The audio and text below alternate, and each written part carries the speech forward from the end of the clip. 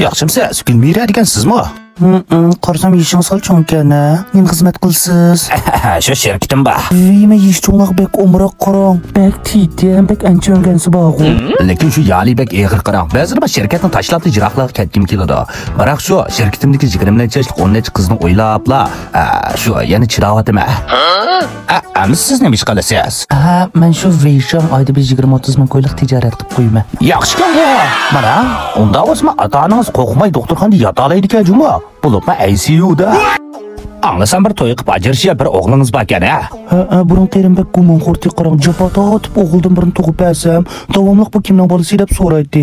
Bu o'g'lima faqat gap anglamaydi. Bu dadasiga o'xshamay, qo'shnimizga o'xshab qolganini demamsiz? Nima ish qilishni yaxshi ko'rsiz odatda? Tamoq etishni, qizlar bilan paranglashishni. Chaqchaq qo'ydi.